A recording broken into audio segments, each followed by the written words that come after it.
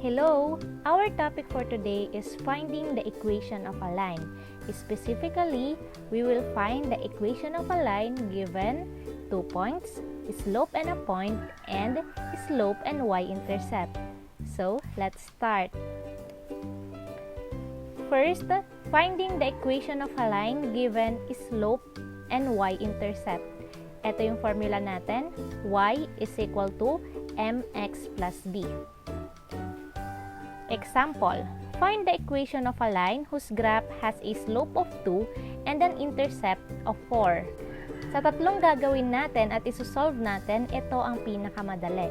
Okay, so ang ating formula ay y is equal to mx plus b. Okay, so gawin na natin. So yung una natin gagawin, isa-substitute lang natin yung mga given. So ang given natin ay slope na 2 at saka y-intercept na 4. Okay, so yung slope nyo dyan, ipapalit natin siya dun sa m. Okay, yung m ay yung ating slope and yung b, yun naman yung ating y-intercept.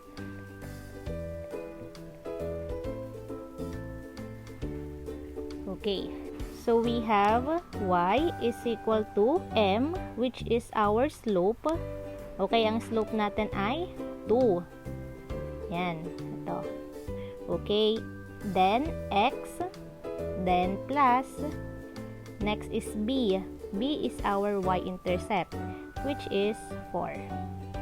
Okay, so ito na equation of the line natin. O, diba? Napakadali. Okay, so ito nasa slope-intercept form siya. Okay, kasi y is equal to mx plus b. Isusulat naman natin siya sa standard form. So, ang standard form natin ay ax plus by is equal to c. Okay, yung ax natin ay yung may kasamang x, which is si 2x. Ililipat natin siya sa kabila, so magiging negative 2x. Okay, then plus y, okay, hindi natin siya ililipat, is equal to 4. Okay, then hindi tayo pwedeng magkaroon ng negative dito sa una. Okay, so magmumultiply tayo ng negative 1 dyan. Okay, so magiging negative 1 times negative 2 will give you positive 2x. Then negative 1 times y is negative y. Then negative 1 times 4 is negative 4. Okay. So, ito yung ating equation of the line kapag nasa standard form siya. Ito naman kapag nasa slope-intercept form siya. So, etong dalawa, parehas yan na tama, nasa magkaibang form lang sila. Okay, so yun lang yung tatandaan natin at yun lang yung gagawin. Isa-substitute lang natin yung given na slope at saka yung y-intercept dito sa ating formula. Then, kapag hinihingi sa inyo ay standard form, gagawin nyo siyang standard form. Pag slope-intercept form, okay na yon kasi slope-intercept form na siya. Okay, so next topic tayo. Finding the equation of a line given slope and a point. Okay, so ito yung formula natin. Y minus y sub 1 is equal to m quantity of x minus x sub 1. Example, write the equation of a line whose graph has a slope of 4 and a point 3, negative 3. Okay, so sulat muna natin yung formula. We have y minus y sub 1 is equal to m, the quantity of x minus x sub 1. Okay. Ang given ay slope. Okay, so yung m yon. Then a point 3, negative 3. So, ang una muna natin gagawin ay i-assign natin yung point natin na 3, negative 3 bilang x sub 1 and y sub 1. Okay? Again, nasa format ang ating coordinates na x tsaka y, di ba? So, ibig sabihin, mamayang i-substitute natin ito sa formula natin. Ito sa x sub 1, ito si y sub 1. Okay? Si 3 sa x sub 1, negative 3 si y sub 1. Kahit anong coordinates yan, yung una, siya yung magiging x sub 1 nyo, yung pangalawang number, magiging y sub 1. Okay, then substitute na natin. May given ba tayong y? Wala. So, isusulat lang natin yan. Y. Okay, minus. Next, y sub 1. Meron tayong y sub 1 which is negative 3. Okay, so lagyan muna natin ng close and open parentheses. We have negative 3. Then, equals. Okay, then m. Ang m natin ay yung slope which is 4.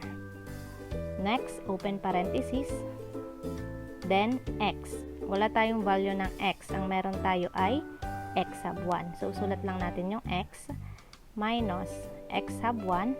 Okay, ito yung x sub 1 natin, 3. Okay, then, close parenthesis. Okay, so ngayon, na-substitute na natin. I-solve na natin. So, we have y, negative times negative will give you positive 3. Okay, then, equal sign.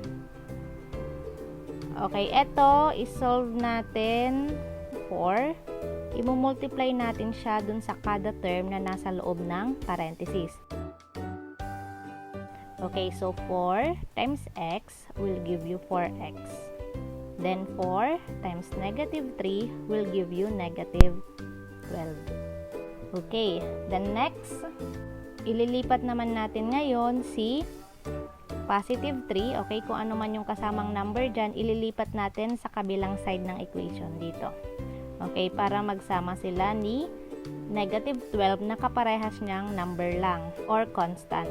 So, we have y is equal to 4x minus 12. Ito yan, kinopya ko lang. Then, si positive 3, lilipat natin magiging negative 3. Tandaan na kapag naglipat kayo ng number sa kabilang side ng equation or term, mag-iiba ito ng sign. Okay, so we have y is equal to 4x. Then solve natin to. Negative 12 minus 3 will give you negative 15. Okay, so meron na tayong equation of a line kapag ang hinihingi sa inyo ay naka-slope intercept form. So, eto na to. Yan, tama na yan. Ito na yung sagot natin, if ever. Kapag standard form naman, syempre, gagawin natin siyang standard form na ituro na yan dun sa last na topic bago natin puntahan itong equation of a line. Okay, so we have y is equal to 4x minus 15. Gawin natin siyang standard form. Ax plus by is equal to c. Okay, so x ang kailangan natin, si 4x, ililipat natin siya sa kabila. So, magiging negative 4x. Okay, positive siya, nilipat natin, mag-iiba ng sign. Then, plus, yung y, may y yung kailangan natin. And y lang naman siya dyan, so y. Okay, then, equal sign, c, or yung constant natin, which is negative 15, hindi naman natin siya ililipat, so hindi mag-iiba ang kanyang sign. So, negative 15. Okay, bawal ang may negative sign sa harap ng ating standard form. Kaya, magmumultiply tayo dyan ng negative 1. Okay, multiply tayo ng negative 1. So, negative 1 times negative 4 will give you 4x. Then, negative 1 times y is negative y. Then, equal sign. Negative 1 times negative 15 is positive 15. Okay, so ito na yung final answer natin. Ang equation of the line natin, whose graph has a slope of 4 and a point 3, negative 3 is y is equal to 4x minus 15 or, okay, pag standard form naman, 4x minus y is equal to 15. Parehas na tama ito, magkaibang form nga lang sila ng line. So, ito, slope-intercept form. Ito ay standard form. Okay, next topic. Finding the equation of a line given 2 points. Yung formula natin ay y minus y sub 1 is equal to y sub 2 minus y sub 1 over x sub 2 minus x sub 1 multiplied by the quantity of x minus x sub 1. Okay, para mas maintindihan, let's have an example. Example, find the equation of a line that passes through the points 2, 3, and 4, negative 2. Okay, first step, sulat muna natin yung formula para guided tayo kung ano yung gagawin natin. So, we have y minus y sub 1 is equal to y sub 2 minus y sub 1 over x sub 2 minus x sub 1 multiplied by x minus x sub 1. Okay, then second step, i-assign natin kung sino yung y sub 2, x sub 2, x sub 1, and y sub 1 natin. Okay, so gamitin natin itong mga points natin. We have 2, 3, and 4, negative 2. Okay, mamimili kayo kung sino yung i-assign yung 1, sino yung i-assign yung 2. Nasa sa inyo yon. Okay, so for example, dahil nauna naman si 2, 3, siya yung 1 natin. Ibig sabihin, ito yung x sub 1 natin, yung partner niya, y sub 1 din. Okay, tatandaan nyo na dapat, kung yun yung 1 nyo, dapat parehas silang 1. Hindi pwedeng x sub 1 nyo to, tapos ito y sub 2. Okay, then next, ito yung number 2 na point natin, so ito yung x sub 2, ito yung y sub 2. Okay, pwede namang magkabaliktad na ito yung x sub 1 nyo, ito din yung y sub 1 nyo. Tapos ito yung x sub 2 nyo, ito din yung y sub 2 nyo. Basta kailangan, kung 1, dapat parehas silang 1. Kung 2, parehas silang 2. Okay, so given na meron na tayong x sub 1, y sub 1, x sub 2, and y sub 2, pwede na tayong mag-proceed sa pagsosolve. Isa-substitute natin itong mga to dito sa ating formula. Okay, so we have y, wala tayong value ng y. Ang meron tayo, y sub 1 and y sub 2. So, sulat natin yung y. Okay? Minus y sub 1. Okay? May y sub 1 tayo, which is 3. Then, equal sign. Next, y sub 2. Ang y sub 2 natin, negative 2. Okay? Then, minus. Y sub 1 is 3. Okay? Then, bar sign over x sub 2 natin is 4 minus x sub 1 is 2. Okay, then open parenthesis x. Okay, wala tayong value ng x, so susulat lang natin yung x. Minus x sub 1 is 2. Okay, so sundin lang natin kung anong sinasabi ng formula. Okay, then isolve pa natin kasi meron pa tayong mga isosolve dyan. So we have y minus 3. Wala naman tayong gagawin dyan, so kopyahin lang natin. Okay, negative 2 minus 3 will give you negative 5. Okay, 4 minus 2 is 2. Then we have x minus 2, so kopyahin lang natin x minus 2. Okay. Then next, gaya ng ginawa natin kanina, ito yung negative 5 over 2, i-multiply natin dyan, then i-multiply din natin sa kabila. Okay, so it will give you y minus 3 is equal to negative 5 over 2x. Okay, so ayun, negative 5 over 2 times x, negative 5 over 2x. Okay, then negative 5 over 2 times negative 2. Okay, multiply natin yon, negative 5 over 2 times negative 2 over 1. Okay, ganyan yan, di ba? Okay, multiply natin yung numerator. Negative 5 times negative 2 is positive 10. Then 2 times 1 is 2. Okay, then 10 divided by 2 is 5. Okay, so negative 5 over 2 times negative 2 is positive 5. Then next, okay, ililipat naman natin si negative 3 sa kabilang side ng equation. We have y is equal to negative 5 over 2x plus 5. Then ililipat natin sa kabilang side ng equation si negative 3, so magiging positive siya. Positive 3.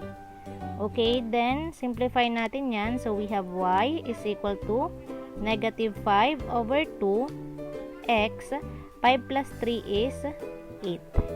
So ito yung ating slope-intercept form na equation of a line. So we have y is equal to negative 5 over 2x plus 8. Okay, so gawin naman natin siyang standard form. So, gawin natin siyang ax plus by is equal to c. Okay? Pero pwede na tong sagot natin na equation of a line kaso nasa slope-intercept form siya. Pag hinihingi sa inyo ay slope-intercept form na equation of a line, ito yung sagot natin or final answer natin. Pag sinabi na kailangan i-convert sa standard form na equation of a line, so gagawin natin siyang ganitong format. Okay, so negative 5 over 2x, ililipat natin siya sa kabila. Okay, magiging 5 over 2x. So, i-review lang natin yung lesson natin about transforming or rewriting linear equation in slope-intercept form into standard form and vice versa. Okay? May tutorial video din tayo tungkol doon. We have 5 over 2x, then yung y is plus y is equal to 8. Okay? So, ito na yung ating standard form na equation of a line. Okay, pwedeng ito yung sagot nyo or pwedeng ito. Y is equal to negative 5 over 2x plus 8. Okay, so tapos na tayo sa lesson natin. Thank you for listening and sana may natutunan kayo ngayong araw na to. Bye!